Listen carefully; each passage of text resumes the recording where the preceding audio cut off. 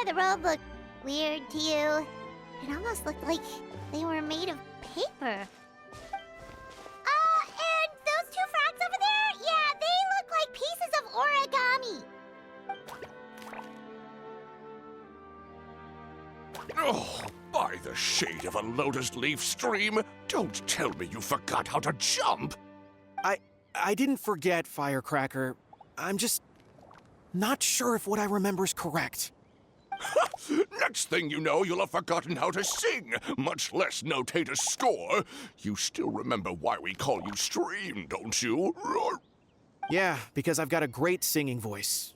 Although these days, name seems more ironic than anything. Not just a great voice, one that evokes the gentleness of early morning dewdrops flowing into a spring. So cheer up and make the jump over. If you're still unsure, just use that roll of magic thread. I won't laugh, I promise. Now, don't tell me you've forgotten how to use that as well. I haven't forgotten everything, Firecracker. Your name, for instance. It's kind of hard to forget that you're named after your fiery temper.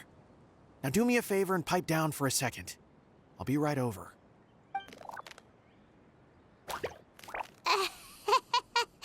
You saw that too, right? Paimon's not seeing things, is she?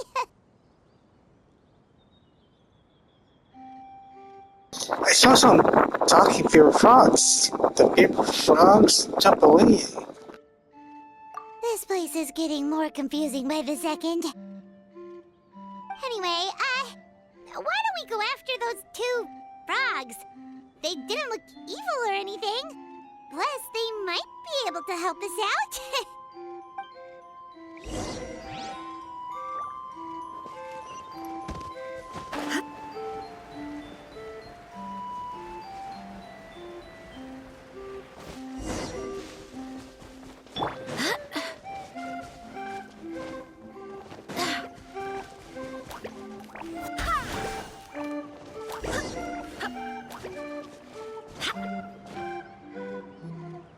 Guess we're not catching up to those frogs. They were so fast. Paimon couldn't even tell where they hopped off to in the end. Excuse me, honored travelers. Did you come from the Cliff of Prophecy, perchance? The chubby paper hamster just talked. Chubby? Who are you calling chubby? I've just got a slightly thicker layer of paper on me, that's all. Allow me to introduce myself. My name is Armand, and I'm an elder of the Forest of Blessings. I've been waiting here for the hero of prophecy to arrive. Traveler, could you pinch Paimon just to make sure she's not still dreaming? I think I need pinching spot. Pinching, you say? Well, I can help with that. Although you'll have to get a little closer. My arms are rather short. That's all right. We just need a minute to collect ourselves. Okay, let's think things through. We know for sure this isn't the world we're familiar with. The talking paper animals and all the paper trees and plants make that pretty clear. The hero from another world, supported by their companions, shall restore peace to the world. That is what the prophecy says. Prophecy of this world? Dearie me, I completely forgot to introduce you to this world, didn't I? And here I am, getting all excited by the arrival of the hero. You'll have to excuse me. This old brain isn't what it once was. All shell and no nut. Oh well, perhaps my once glossy paper has faded past the point of no return. It's okay, really. You can just tell us all about this world now. Let me think. Where should I even begin? Pretty much forgotten everything that happened in the past. Right. I believe the story circulating along the pulp of this forest goes as follows.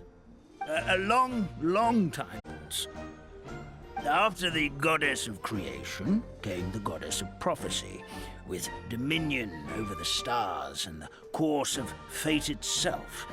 She induced the sky to spin and the earth to move. Even to this day, her statue still stands tall at the highest point of Constellation Metropole.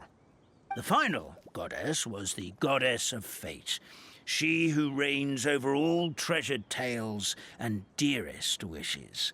She bestowed upon us the fierce and everlasting feelings of love and hate, and showed us the meaning of death and hope. Whoa, they all seem super impressive. Sounds like they really did a lot. Of course. All new residents of Similanka come to the forest to thank the goddess of creation for founding this world, and travel to Constellation Metropole to witness the divinations of the goddess of prophecy's numerous oracles. After that, they make their way to the end of the world and tell the goddess of fate about their most cherished dreams. Well, at least that's how it used to be. How it used to be? Did something bad happen?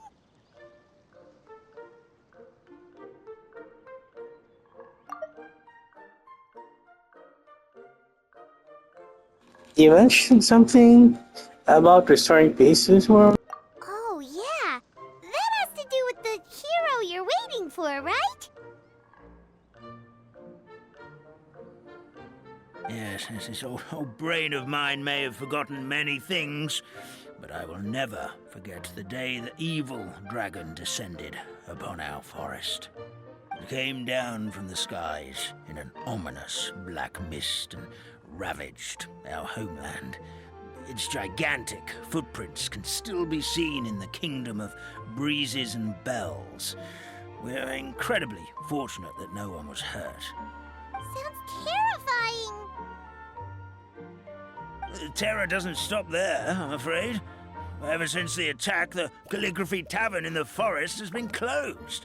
No one knows why, but it's a catastrophe of the highest order for us, forest dwellers.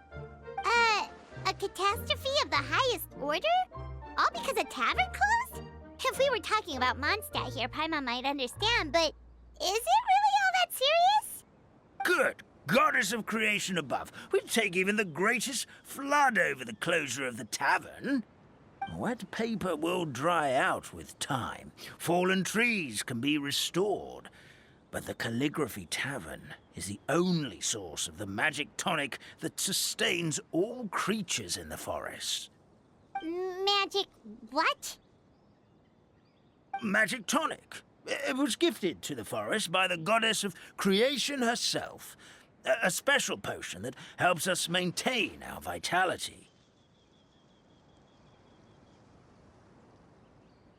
What happens if we stop drinking it? Well, our bodies will gradually crumple and become brittle until they eventually disintegrate entirely. Our colors will fade and we'll start to lose our memory until we can't even remember our own names. But wait, Grandpa Almond, does that mean you've already... Oh, I'm afraid so. The color has all but completely faded from my paper. To be honest, all I really remember is that I'm supposed to wait here for the hero of prophecy. But I've already forgotten who gave me that order to begin with. Then we've got to act fast! How can we help? Oh, brave Pixie. May the goddess of fate reward you and your friend for your kindness. Could it be you're the heroes I've been waiting for all along? Not sure how we know that. Plus, we can't even remember how we got here, so it's not looking too promising. We were just following the road and here. Well, this is turning out to be quite the conundrum for old Almond Brain here. The prophecy never mentioned anything like that. For now, why don't you come with me to the Hut of Blessings? Our forest fairy lives there. Maybe she'll know what to do. Whoa, a forest fairy? Like one that knows magic? Oh, you betcha. She's prophesized to join the hero on their journey. Well, then, she sounds like exactly the kind of person we need. Please lead the way, Grandpa Almond.